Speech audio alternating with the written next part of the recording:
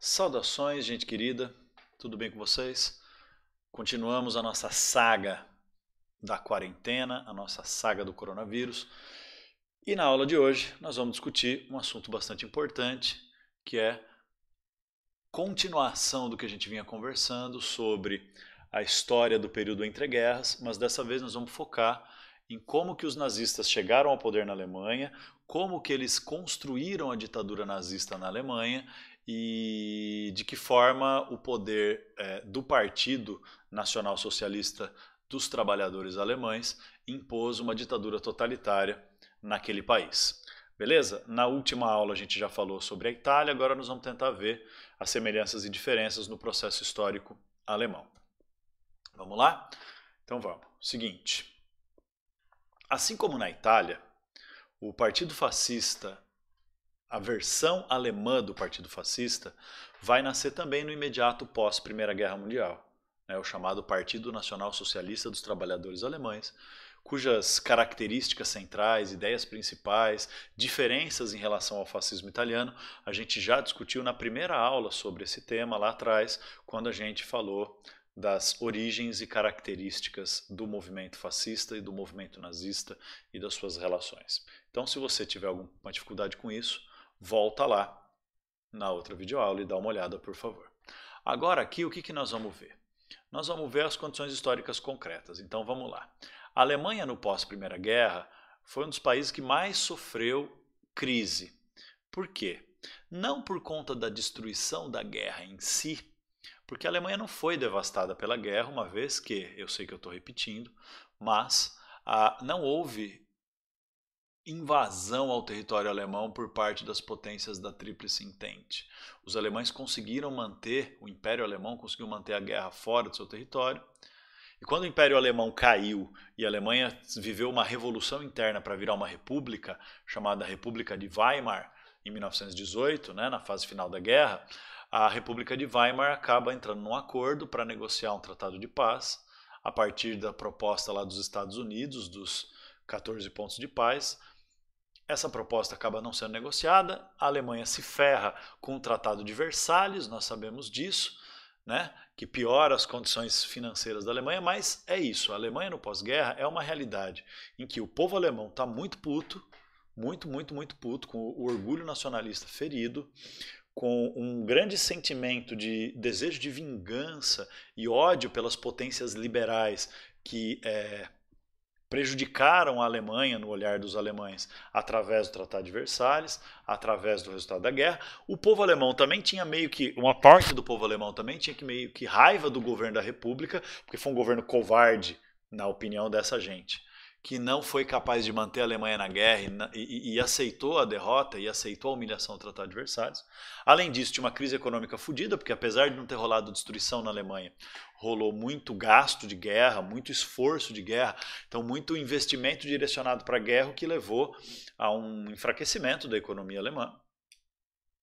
E havia também um cenário de crise social, com grande desemprego, com inflação fora de controle, o marco alemão em queda, o dinheiro que estava pouco valorizado, inflação subindo sem parar, de modo que os trabalhadores era a classe social que mais estava pagando a conta dessa crise do pós-guerra, e isso vai levando àquele cenário igualzinho da Itália, que é o quê?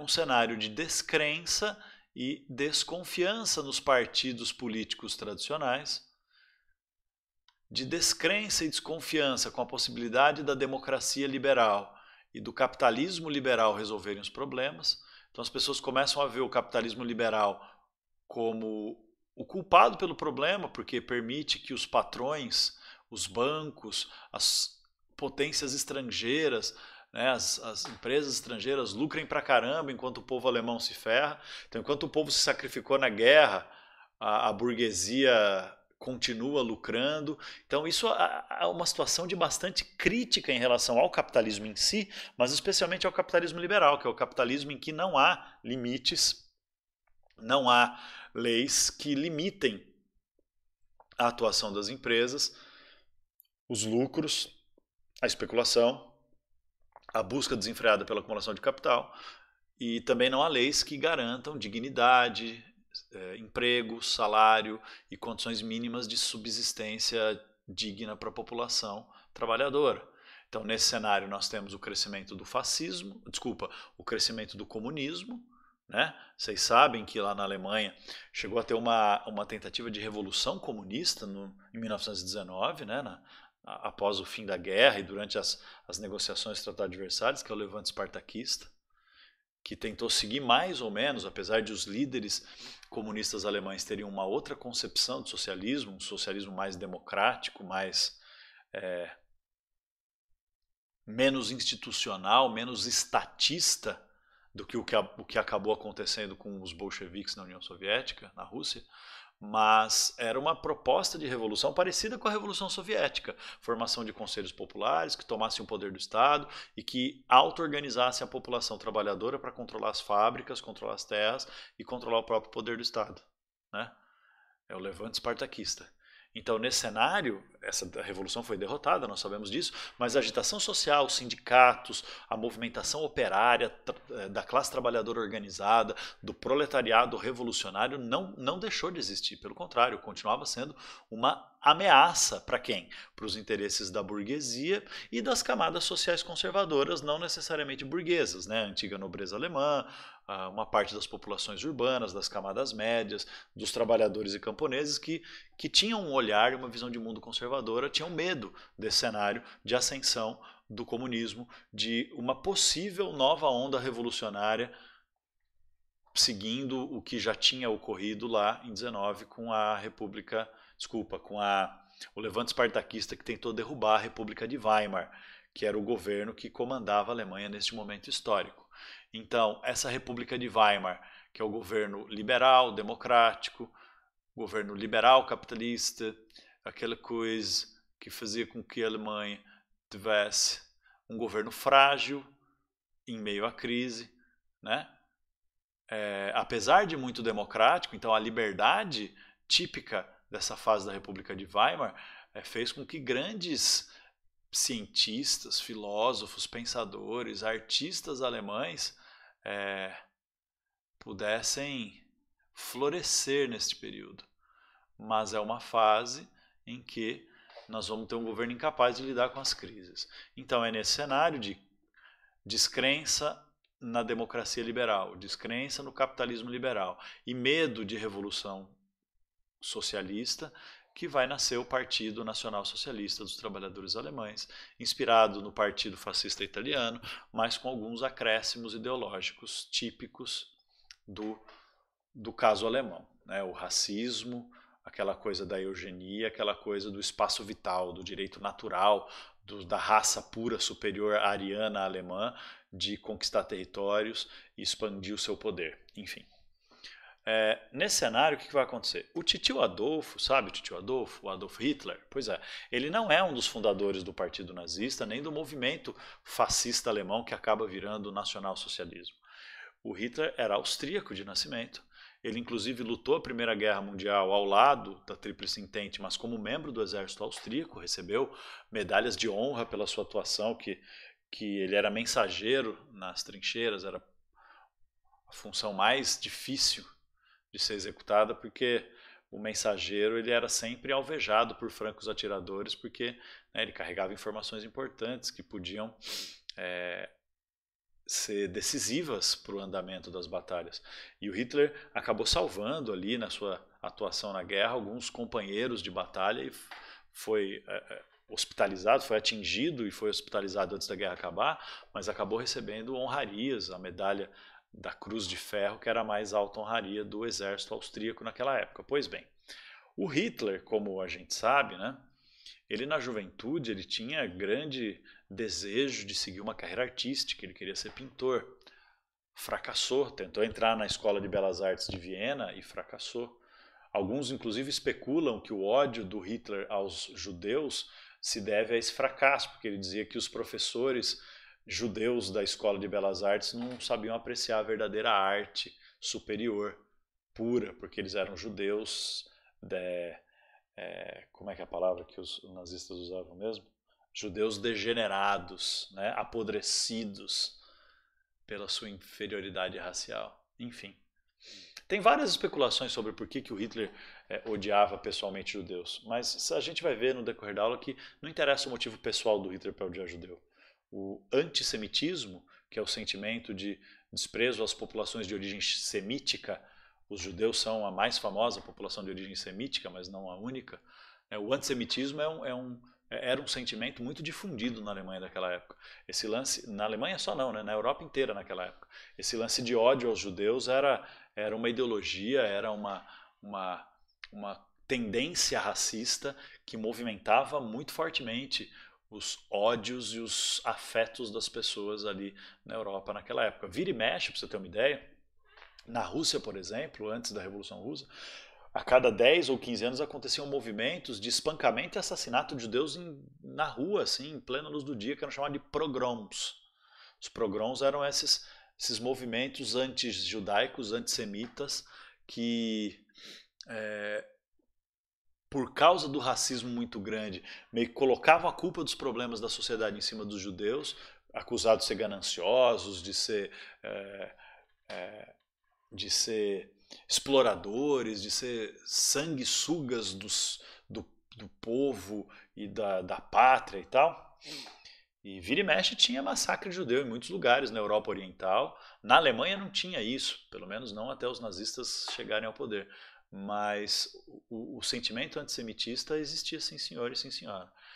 Então não foi o Hitler que inventou isso, ele acabou potencializando isso dentro da ideologia nazista, mas a gente vai analisar isso com mais cuidado daqui a pouco. O fato é que quando Hitler chega à Alemanha, ele chega à Alemanha como imigrantes, fugindo da miséria na Áustria, porque a Áustria também foi fortemente afetada pela crise do pós-Primeira Guerra Mundial. A situação na Áustria era tão ruim quanto a da Alemanha, só que a Alemanha era um país mais industrializado, mais desenvolvido, mais moderno, tinha grandes metrópoles, como por exemplo a cidade de Munique, capital da região da Baviera. E é lá que o Partido Nazista nasce, no sul da Alemanha, na Baviera, que é para onde o Hitler vai depois da Primeira Guerra Mundial para procurar emprego, procurar melhores oportunidades de vida, como muitos e muitos austríacos fizeram a mesma coisa. O fato, então, é que o Hitler, ali na Baviera, começa a se relacionar com os nazistas a partir de 1920 e vai ganhando espaço dentro do Partido Nazista, como líder, como orador, como um dos chefes do partido, mas ainda não o chefe absoluto, existiam outras lideranças, como Himmler, como Ernst Röhm, que eram, enfim, pessoas importantes ali naquele cenário de organização, de surgimento do Partido Nazista. E o Hitler vai ganhando espaço ali. Aí o que acaba acontecendo na Alemanha? Acontece o seguinte, assim como na Itália, os nazistas alemães, eles tinham milícias armadas. O que são milícias armadas? São grupos paramilitares. O que são grupos paramilitares? Grupos organizados como um exército, mas que não fazem parte do exército oficial do país. Então são grupos de forças militares paralelas, nesse caso, organizadas pelo Partido Nazista para combater comunistas, atacar greves, atacar jornais e locais de reunião e organização de movimentos políticos de esquerda, de movimentos políticos de oposição ao capitalismo, movimentos políticos socialistas, enfim, revolucionários, e gerar confusão, gerar o caos, atacar opositores, instaurar o medo na sociedade, o medo nos partidos políticos e movimentos de esquerda, por conta da violência, e o medo na sociedade, de que estava tudo virando um caos no meio da crise, perdendo o controle, para que a propaganda política nazista falasse um governo forte que restaurasse a ordem, aquele lance que aconteceu na Itália, Um governo forte que restaurasse a ordem, que garantisse a segurança e acabasse com os inimigos da pátria, manja? Então, as milícias armadas, os camisas negras na Itália, os camisas pardas na Alemanha, que são os membros das SA, as tropas de assalto, SA é uma sigla em alemão, Sturm, não sei o que lá, que traduzindo quer dizer tropa de assalto. A ideia era exatamente ter uma força armada ligada ao partido para causar o caos, causar confusão, causar violência e assim gerar medo na sociedade e uma certa aceitação da ideia de que a solução para os problemas é um governo forte, autoritário, que combata os inimigos e defenda a pátria. Tudo bem? Pois bem, que é que vai acontecer nesse cenário então? Diferentemente que na Itália, os nazistas na Alemanha não conseguiram ter grande apoio burguês desde o começo. E sem grande apoio burguês, o que acontece lá na Alemanha? Acontece que inicialmente o Partido Nazista não tinha lá muita grana para fazer suas ações de propaganda, para fazer suas ações de ataques públicos, né? Ataques políticos a opositores e manifestações públicas de força, desfiles, passeatas, queimas de livro, aquela coisa toda. O Partido Nazista não tinha tanta força assim. Por quê? Porque a situação na Alemanha não era tão desesperadora, principalmente porque depois da Primeira Guerra Mundial os alemães vão receber investimento forte dos Estados Unidos, né?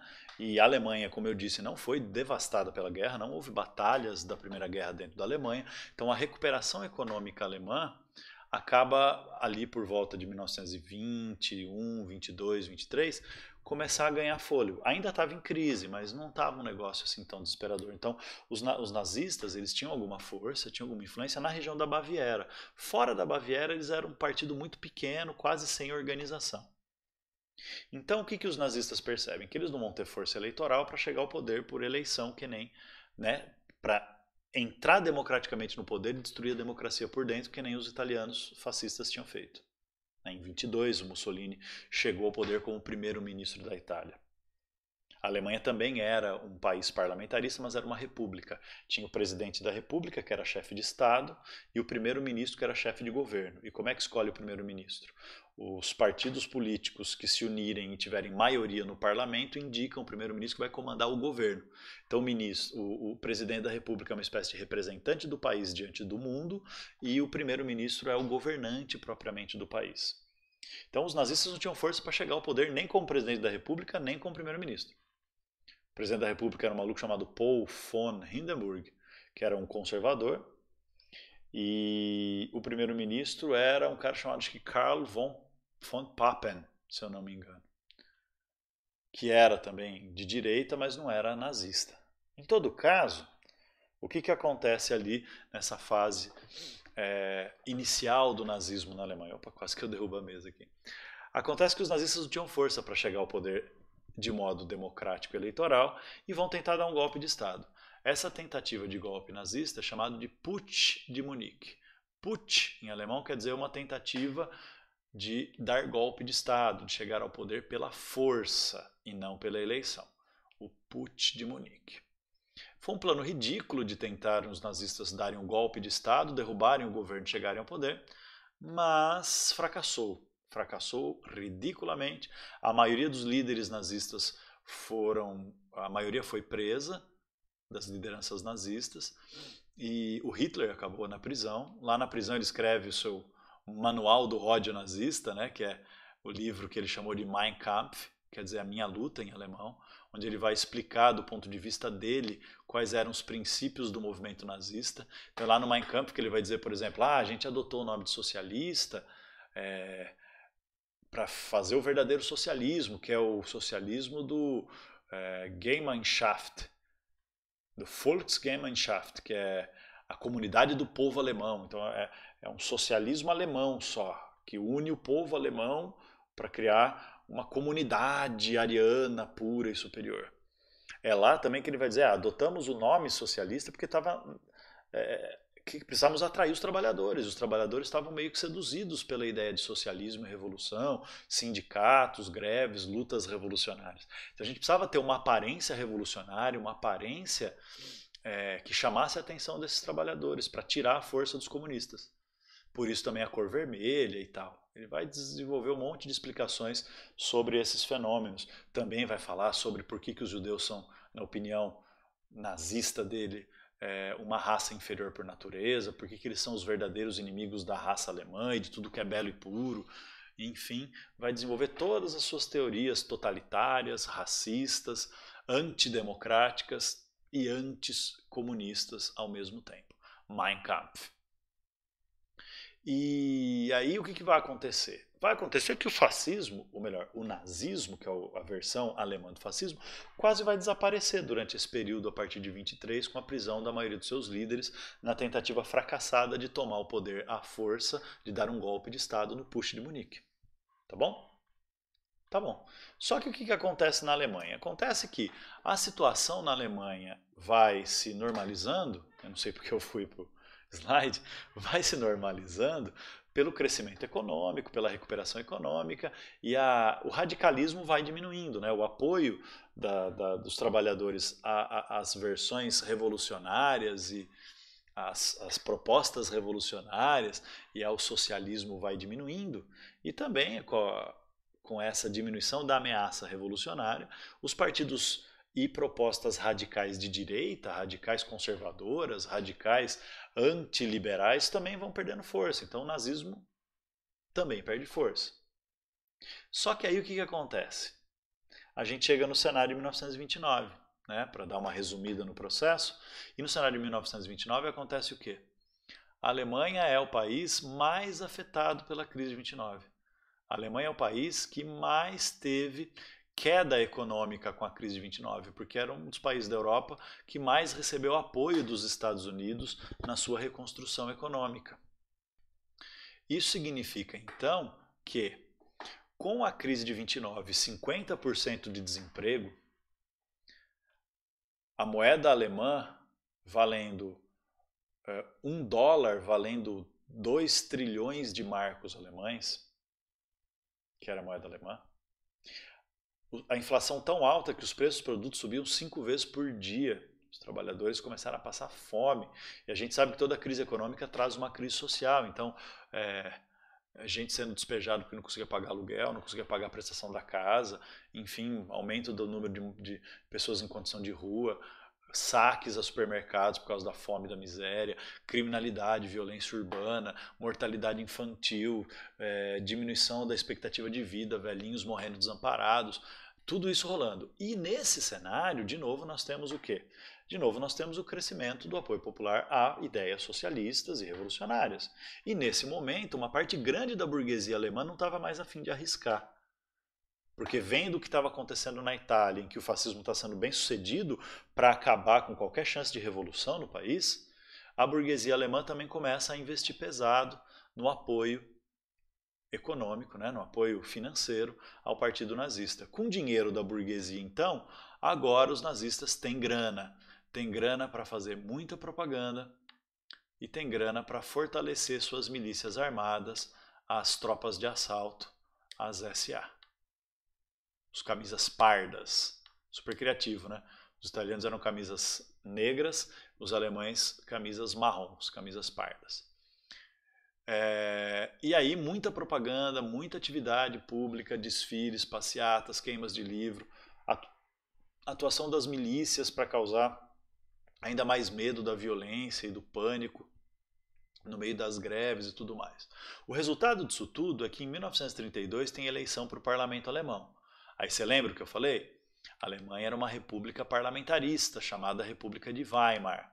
E aí o que acontece no parlamentarismo? O chefe do governo não é o presidente da república. O presidente da república é eleito pelo povo.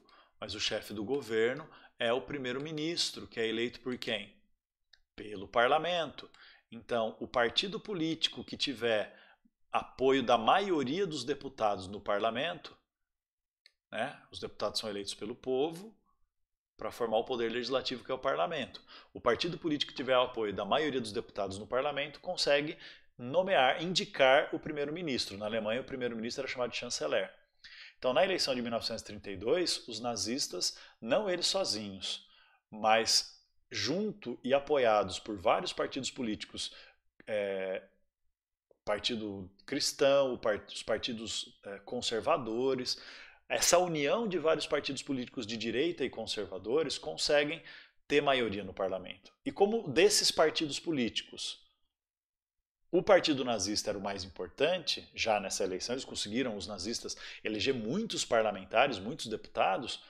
Então, o partido nazista meio que liderava essa coalizão. Coalizão é uma união de forças políticas.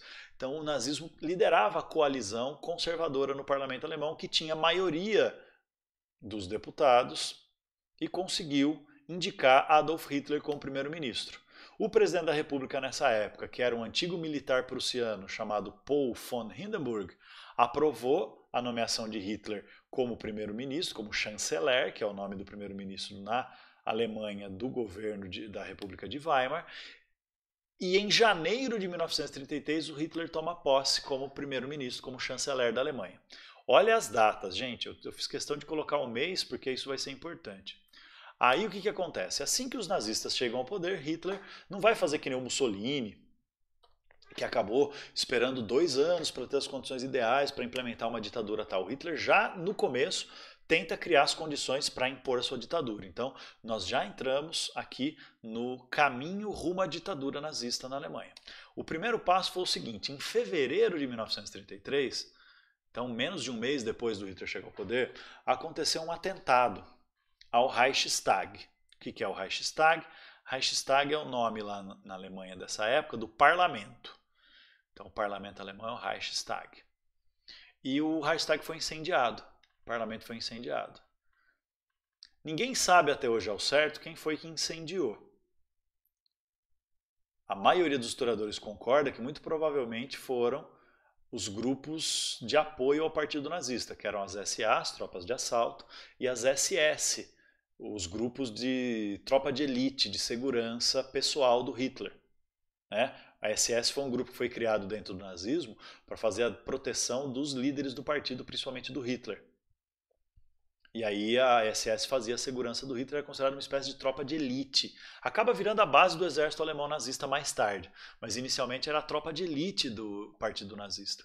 Então é muito provável que quem fez esse incêndio foram os próprios nazistas, que já estavam no poder. Mas o que o governo nazista falou?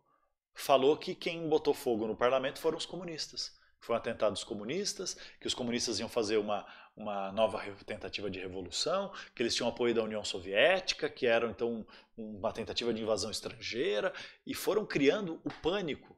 E aí é que está o lance: usar a propaganda e a atuação das SA nas ruas para criar o medo, o pânico. E aí o atentado no Reichstag, o incêndio do Reichstag, essa ação terrorista, ela aumentou ainda mais esse medo, aumentou ainda mais essa desconfiança da sociedade de que a Alemanha estava prestes a ser invadida e dominada pelos comunistas do mal, e isso justificou o quê? Que o Hitler, com o apoio dos conservadores e da própria burguesia no parlamento alemão, então até mesmo partidos que se diziam democráticos vão apoiar o governo do Hitler nessa onda de perseguições que vai começar a partir do incêndio do Reichstag. Só quem vai votar contra vão ser os chamados sociais-democratas, que eram socialistas não revolucionários. Aí o que vai acontecer? Olha só, com esse incêndio do Reichstag e o Hitler dizendo que isso foi feito pelos comunistas para prejudicar o povo alemão, etc., começa a perseguição aos comunistas. Então, os primeiros campos de concentração, o que são campos de concentração? São como se fossem cadeias de trabalhos forçados, onde as pessoas não tinham nem o direito de se defender, pedir advogado, julgamento, porra nenhuma. Eles eram considerados traidores e inimigos da pátria, eram enviados para campos de concentração para ficarem presos e fazerem trabalhos forçados. Então, os primeiros campos de concentração na Alemanha, diferentemente do que a gente costuma achar, não foram criados para judeus, foram criados para os comunistas e para outros opositores democratas que criticavam e denunciavam o abuso de poder. Só que com o apoio do próprio parlamento, né, os nazistas tinham apoio dos conservadores e da burguesia dentro do parlamento, o Hitler conseguiu também aprovar leis que restringiam as liberdades e os direitos civis dos cidadãos alemães, ou seja, ele começa a acabar com a democracia um mês depois de chegar ao poder, gente. Começa a tirar direitos individuais, como por exemplo o direito do habeas corpus, como por exemplo o direito da pessoa se defender de acusações de crime, não podia, a pessoa era simplesmente presa como suspeito de ser inimigo, eram colocados sob tortura, trabalhos forçados e foda-se, não tinha nada que a pessoa pudesse fazer para se defender. Restrições à liberdade de expressão, então começa a perseguir opositores, começa a proibir manifestações, fecha todos os partidos, só mantém o partido nazista. Vai vendo, né? Dá ao Hitler poderes especiais de criar leis sem aprovação do parlamento, né? Vai criando cada vez mais medidas que vão concentrando poderes nas mãos do Hitler e tirando liberdades e direitos democráticos da população. Junto com isso, a atuação das SS, as seções de segurança, as tropas de elite do nazismo, e da Gestapo, que era a polícia secreta, a polícia política, que perseguia, investigava e perseguia opositores. Esses caras atuando iam criando uma situação em que todo mundo que era contra o nazismo vai indo para a cadeia, vai sendo expulso da Alemanha, vai fugindo da Alemanha para não ser perseguido pelas SS e pela Gestapo, e isso vai abrindo um espaço enorme para o Hitler fazer o que ele queria no poder. Então já é ditadura. Ainda não está escancaradamente assumida, né? O nazismo ainda tentava disfarçar que estava respeitando a Constituição e as leis da República de Weimar, mas na verdade, já desde fevereiro de 1933 era uma ditadura cada vez mais forte. E junto com isso, o Joseph Goebbels, que era ministro da propaganda do Hitler, criando um verdadeiro sistema de censura e controle dos meios de comunicação e ao mesmo tempo propaganda incessante de culto ao líder, propaganda incessante contra judeus e comunistas, propaganda incessante a favor das ideias do partido nazista, isso vai criando condições para o nazismo se impor sem resistência da sociedade. Quem resistia era perseguido e a maioria das pessoas era manipulada e direcionada pela propaganda. Beleza? O Goebbels, inclusive, ele tinha dois princípios básicos na hora de elaborar as propagandas do nazismo, que ele dizia que, aliás, que ele dizia não, que até hoje são muito usadas por estratégia de comunicação para tentar manipular as pessoas, seja para comprar produtos, seja para acreditar em políticos. O Goebbels dizia o seguinte, duas coisas. Primeira coisa, a propaganda tem que ser muito simples. A propaganda não pode ser uma coisa que faz as pessoas pensarem. Porque se as pessoas aprendem a pensar, a tendência é que elas pensem por conta própria. Então a propaganda tem que ser uma coisa muito simples, que tenha uma comunicação direta com as pessoas e que apele para os sentimentos. Como se fosse direcionado para uma criança de 6 a 8 anos de idade. A criança de 6 a 8 anos de idade, ela está ali, só entende mensagem simples e ela é convencida não pelas ideias, ela é convencida pelos sentimentos. Você tem que criar certo desejo, certa emoção na criança para ela desejar, por exemplo, comprar um brinquedo novo do Ben 10, manja? Um Hot Wheels, tá ligado? Então não é uma propaganda que fala com a razão. O Goebbels dizia, a propaganda tem que falar com a emoção. Tem que mobilizar os sentimentos das pessoas. Então tem que tratar o povo para produzir um emburrecimento. E o segundo é que a propaganda não precisa ser verdadeira. Na verdade, a ideia da propaganda é que a gente consiga falar a mentira que a gente quiser e repetir tanto, mais tanto, mais tanto, mais tanto, até que o povo, vendo a mentira sendo repetida, né? A mentira, por exemplo, de que os judeus são os culpados pela crise econômica, de que os judeus são impuros, inferiores e que prejudicam a pureza da raça alemã, ou que os judeus são traidores, ou que os judeus são todos comunistas malditos, ou que os judeus são todos banqueiros capitalistas gananciosos. Manja, o judeu era culpado de tudo. Tudo que fosse problema, tudo que fosse contra a ideologia nazista era culpa dos judeus. Então, como é que pode? Né? Os judeus ao mesmo tempo eram os capitalistas gananciosos que fodem o povo e são os comunistas traidores que querem tomar o poder. Manja, que era isso, criar um fantasma. Então, se essas mentiras são repetidas incessantemente em tudo quanto é meio de comunicação, em tudo quanto é espaço da sociedade, sem parar, isso acaba criando uma espécie de, na maioria das pessoas, né, uma espécie de lavagem cerebral. Especialmente se a propaganda for simples e direta, como eu já tinha dito.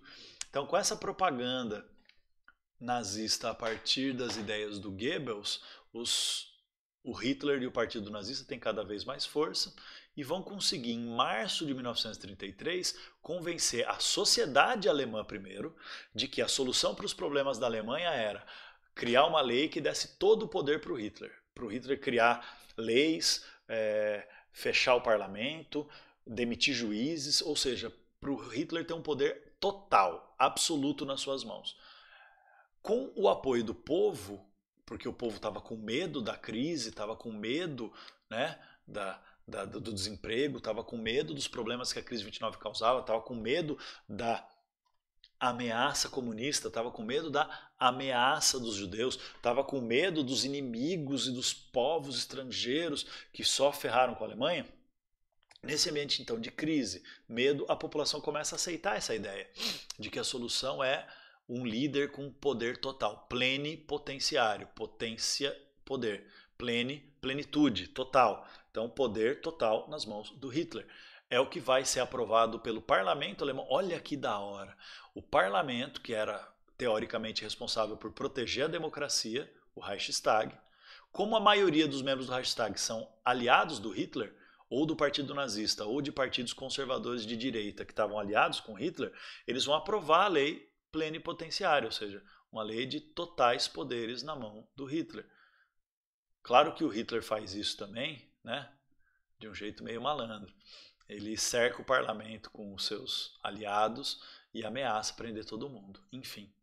O último passo para os nazistas terem poder total era fazer uma limpeza dentro do próprio partido. Isso chama expurgo. Expurgo é tirar a impureza. Por quê? Tinha uma parte do partido nazista que o Hitler não confiava. Ou porque eram os caras do começo do nazismo, antes do Hitler ser uma liderança forte, que achavam que a culpa dos problemas da Alemanha não era só dos judeus e dos comunistas, que a culpa também era dos burgueses alemães, né, do capitalismo alemão, que era liberal. Então que tinha que criticar a burguesia alemã por ela ser muito gananciosa e ferrar com o trabalhador, que o nazismo tinha que ser só defensor dos trabalhadores, não acabar com o capitalismo, mas criar um governo que controlasse o capitalismo para favorecer os trabalhadores, entendeu? Esses caras, né, essa parte do nazismo que não era exatamente alinhada com Hitler, era uma ameaça para o poder do Hitler. Por quê? Porque eles defendiam ideias que contrariavam os interesses da burguesia alemã. E o Hitler era aliado da burguesia alemã. Então esses caras têm que ser eliminados. Ao mesmo tempo, o Hitler não confiava no comandante máximo das SA, que era o segundo cara mais importante do partido nazista, que era um cara chamado Ernst Röhm. E o Röhm, além de tudo, né, além de ser um nazista não hitlerista, ou seja, não alinhado com Hitler, ele era homossexual, o que era proibido, era considerado um desvio de caráter, era considerado uma traição à pátria, porque não dava...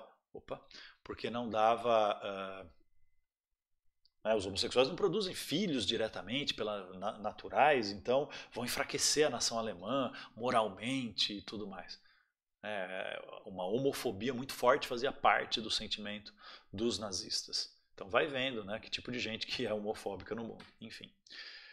E aí o que acontece? Em 1934 tem uma noite chamada Noite dos Longos Punhais ou Noite das Facas Longas, em que esses adversários do Hitler dentro do nazismo, né, que ainda meio que não deixavam Hitler ter confiança total de governar como ele bem entendesse, esses caras vão ser mortos também. Então o Hitler tinha propaganda a seu favor, tinha uma lei que dava todos os poderes para ele governar a Alemanha como ele quisesse, eliminou os seus opositores dentro do partido nazista, criou a SS e a Gestapo para perseguir os opositores e para formar um verdadeiro exército nazista dentro do governo, para apoiar o Hitler e ser sua força de segurança, e criou os campos de concentração para enviar os seus opositores para trabalhos forçados e para morrer ali, naquele sofrimento. E aí, claro, né? Em 1934, Hitler consegue ter poder suficiente para dizer assim: em 1934 o presidente da Alemanha morre, o Paul von Hindenburg morre, e o Hitler se autoproclama como presidente também. Então ele junta o poder de chanceler, primeiro-ministro, com o poder de presidente da República, e aí ele fica com o poder todo nas mãos mesmo. E aí então a Alemanha, ele decreta o fechamento do parlamento, acabou, e a Alemanha deixa de ser uma república e passa a ser um Reich, que quer dizer Reich em alemão, quer dizer império. Então é o terceiro império alemão. O primeiro império alemão teria sido lá na Idade Média, o Sacro Império Romano Germânico. O segundo império alemão teria sido o império que foi para a Primeira Guerra Mundial, que se formou em 1871 com a unificação alemã a partir da vitória... Desculpa, gente, fui acalmar meu cachorro que assustou com alguma coisa. Então eu estava dizendo, o segundo império alemão teria sido o império que se formou com a vitória na Guerra Franco-Prussiana em 1871 e caiu com a derrota na Primeira Guerra Mundial e a formação da República de Weimar. E agora então o terceiro Reich, o terceiro império, que é o Império Nazista, que segundo Hitler seria o Reich de 1000 anos.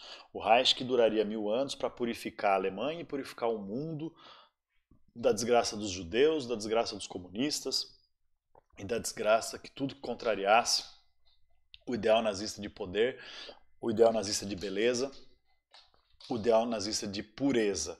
E o próprio Hitler se autoproclama como o Führer, né? Então ele concentra todos os poderes na sua mão como o Führer, que quer dizer o Führer, o líder, o guia, aquele que mostra o caminho que todos devem seguir.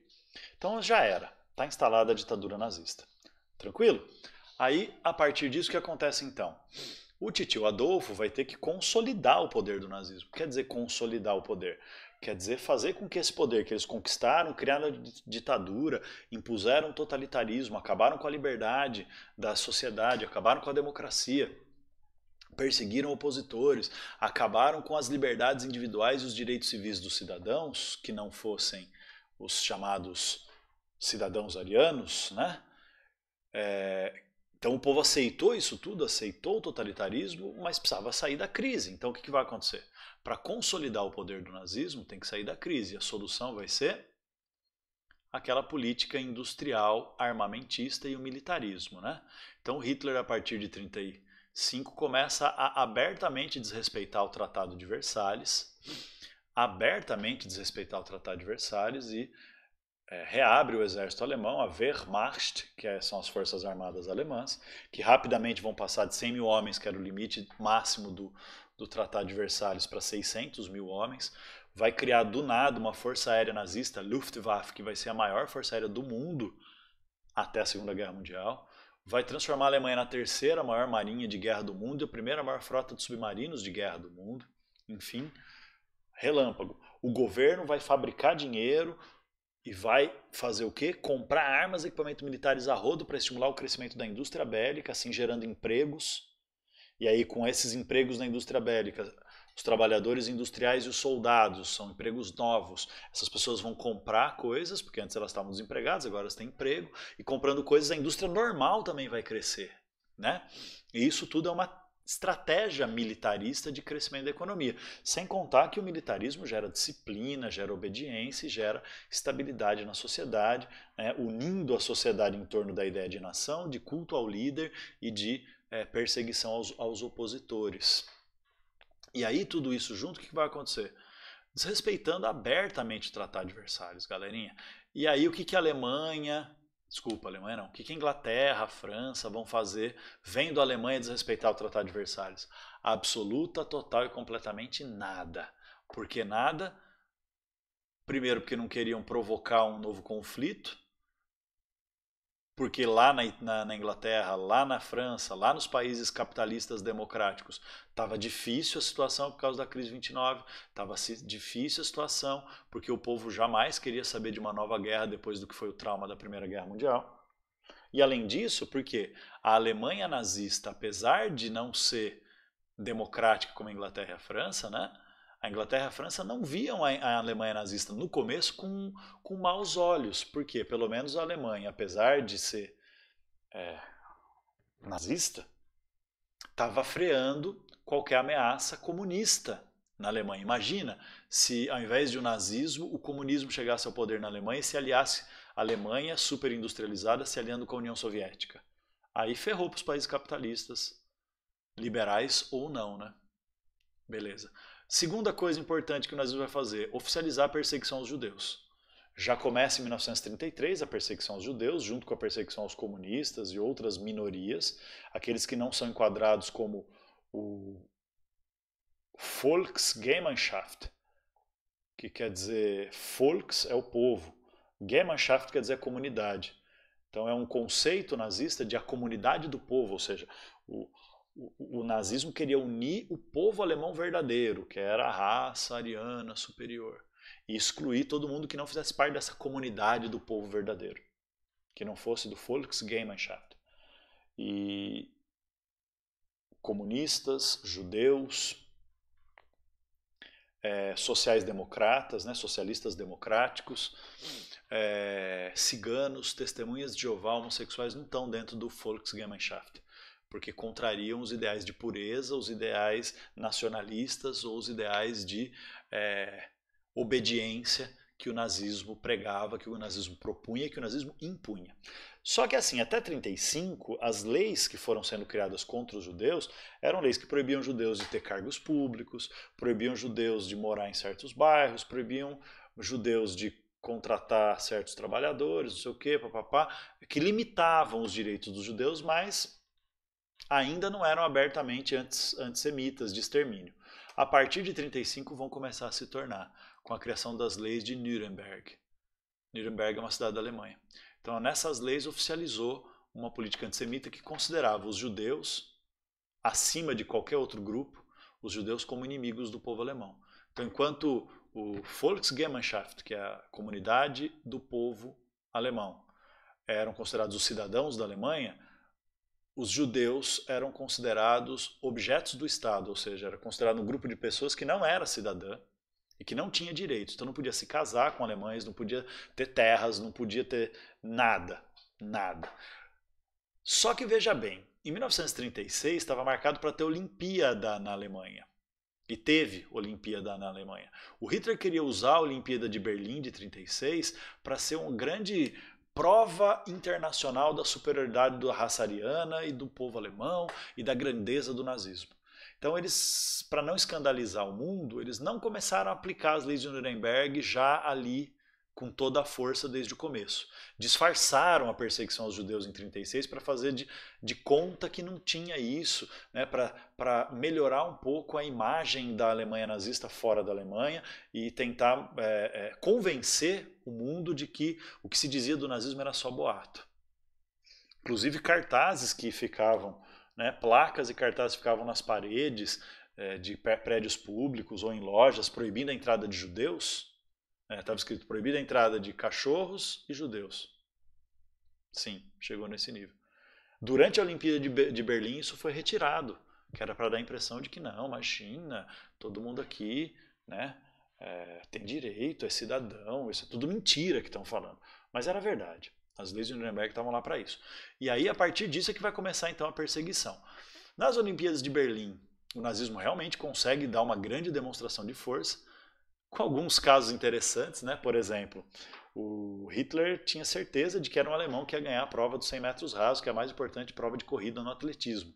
Mas quem ganhou foi um negro estadunidense chamado Jesse Owens, que humilhou o Hitler, deixou o Hitler puto da vida porque mostrou que essa teoria da superioridade da raça ariana, tanto intelectualmente como fisicamente, como todo o racismo, é só uma estupidez, né?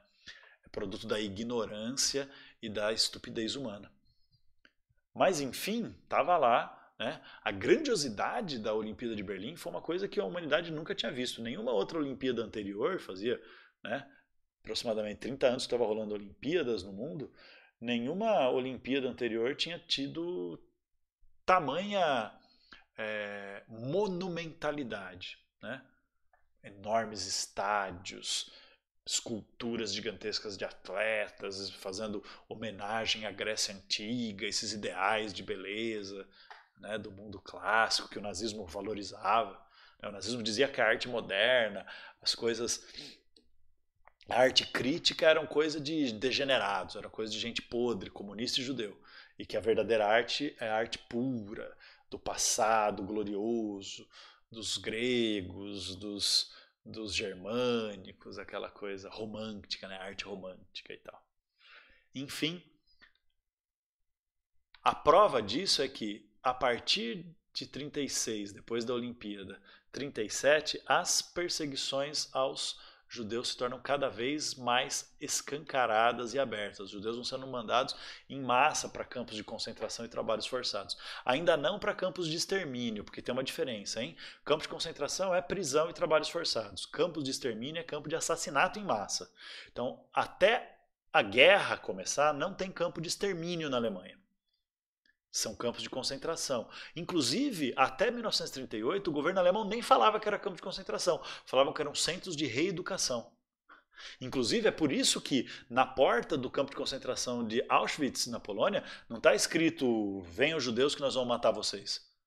Está escrito o trabalho liberta, que é para dizer vocês judeus são uma raça inferior que foge do trabalho porque só quer só quer viver da exploração do povo.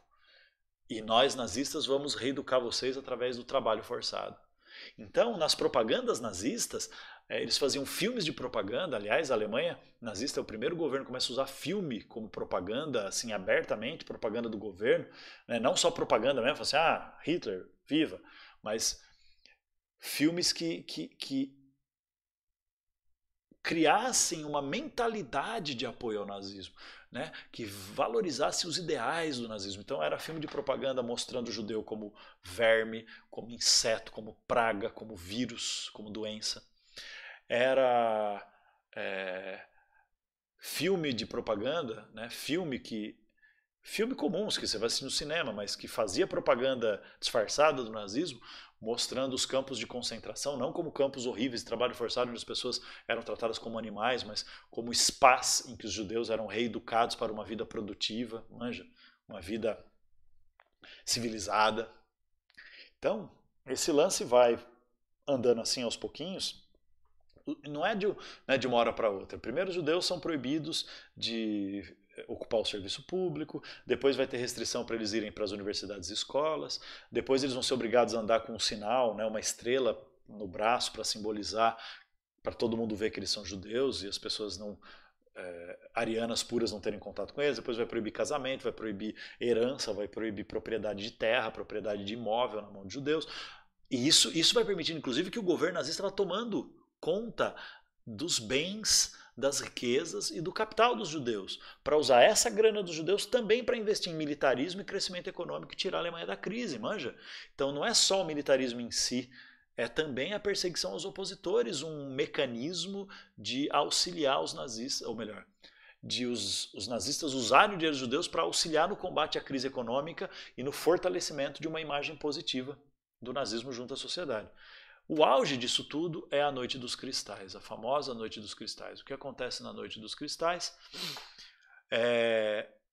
O governo nazista dá uma ordem secreta para os membros das SA, e aí as SA já eram de novo SA e SS, né?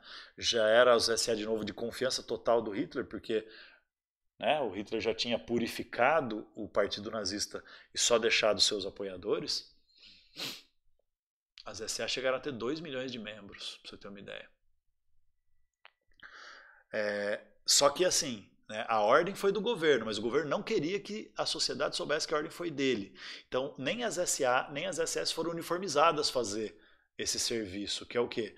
Matar, espancar, expulsar e aterrorizar judeus para começar a política de extermínio mesmo. Então, na Noite dos Cristais, de 1938, a perseguição aos judeus atinge um grau tal de violência e extermínio que não tem como voltar atrás. O próximo passo de tudo isso que nós estamos estudando é os nazistas, então, a partir disso tudo, começarem a sua expansão. E aí é a busca pelo espaço vital, né? Dominar territórios para garantir os recursos necessários para a raça superior ariana poder atingir a sua máxima potência, o seu máximo poder e comprovar a sua superioridade. Então, quer dizer, o próximo passo é o nazismo, a Alemanha nazista, o Hitler, começar a invadir outros países e territórios para impor essa criação do espaço vital. Mas isso é assunto para uma próxima vez. Beleza, minha gente? Então esse é o ambiente que elevou os nazistas ao poder e que fez com que eles formassem a sua ditadura totalitária na Alemanha. Tá certo? Obrigado pela atenção de vocês. Até a próxima.